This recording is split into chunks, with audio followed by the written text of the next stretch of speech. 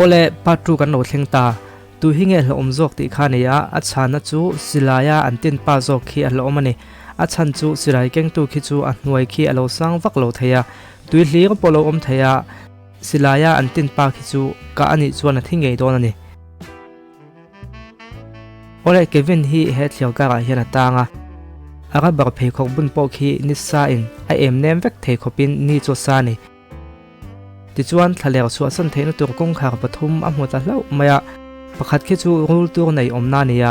panhina khi chu hreipui kongka honchia min lo chek ngal thot thei tur hania a to ber khi chu tuingal chenvel karan kalvek na ni boka khoila ya khen nge kal se him bangle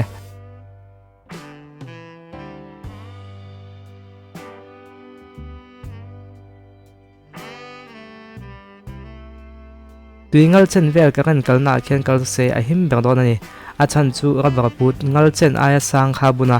rabar buta chuan karan in aman theidon lo ani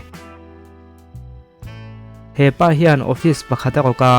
alak thei alak nu chuan a chuak vele mai boka detective chu localin a han enqual vela thila bo nual te chu a muta khaile uluk takin han en vela thileng zat che nge bo ti kha khria than tum te le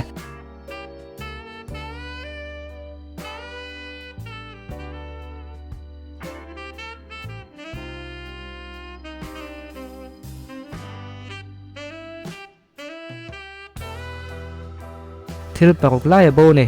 asena in thai zong khi ngun te vin en la abo ho di na ni police khian 1 ati chuan 3 ti tur ania 3 ati ro chuan 5 ti tur ania 5 ati chuan 4 ti tur ania 7 ti ta se eng ti ti tur nge nyang le uluk te vin han ngai tu te le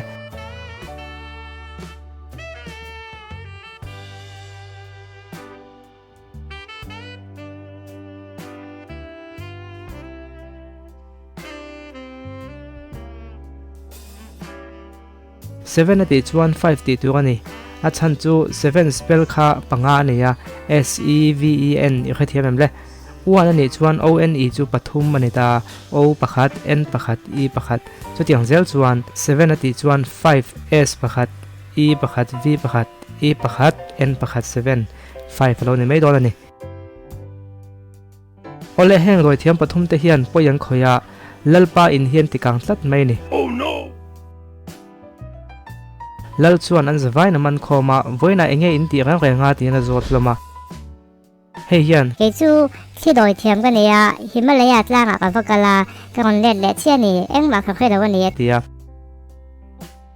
panhina hian ke chu tui doi thiam ka neya engtin nge tui doi thiamin mei an ti al theya tia pathum na hian ke chu thi doi thiam kha Himalaya lama ka zui dei lom ti ve boka khaile tu ti bang nge nyang le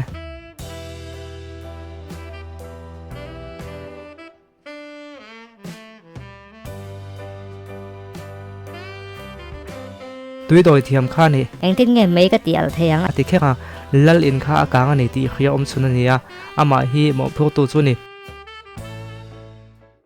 Diego hi zanla ya aina thania detective chuan heng mi pathum te hi ammana thu anzot fe veka Jane hian paisa non ti la ka va pe a ka hole te engma ka te lo tia Alan hian na tho zo lo file vel kan vala kalang lai chuan ra thilo ka ti ni lo ti velea Twinkle hian kanin te dona ma se adam sam lo thu mi lo khila athul le a enge chanchin kha khe lo ngai reng tia tu hinge tol that tu le